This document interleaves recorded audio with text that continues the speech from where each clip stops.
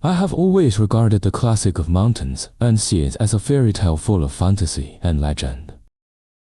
However, as I delved deeper into it, I gradually realized that it might not just be a story, but rather a vivid depiction of human life in ancient times.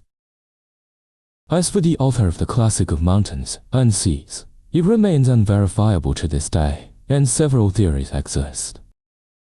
The first speculation is that the author may have been a deity from ancient times, or a shaman with special abilities. The book describes vast regions, mountain gods, mythical beasts, all possessing the power to summon wind and rain. If it were not observed from a god's perspective, how could such miraculous entities be recorded in such detail?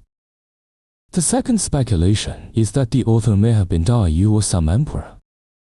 The historian Sima Qin mentioned that the classic of mountains and seas in his records of the Grand Historian, but he thought the content was too absurd, therefore, it is not credible in the compilation of history.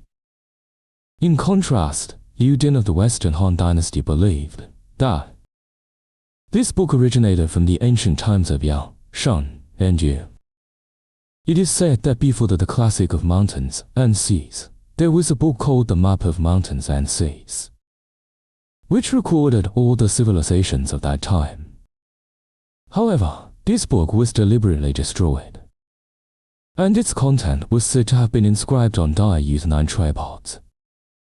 By the spring and autumn and Warren States periods, the 9 tripods had gone missing, and if they could be found, perhaps the mystery of the classic of mountains and seas would be unraveled.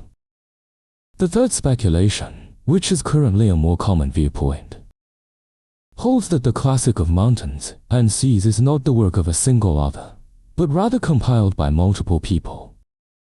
The classic of mountains and seas showcases ancient culture, documenting the living conditions and thoughts of the Great Wilderness period, outlining the contours of ancient civilization, and providing valuable historical information for future generations.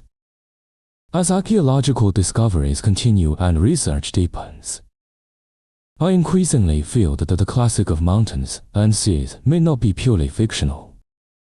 The mythical creatures in the book might have truly existed, but over time, their images were mythologized and exaggerated.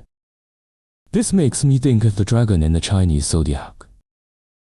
The other 11 have real-world counterparts, while only the dragon exists in our imagination. Could it be that the dragon once truly existed? With this curiosity in mind, I decided to revisit the classic of mountains and seas. I hope to explore its mysterious connections to the real world together with all of you.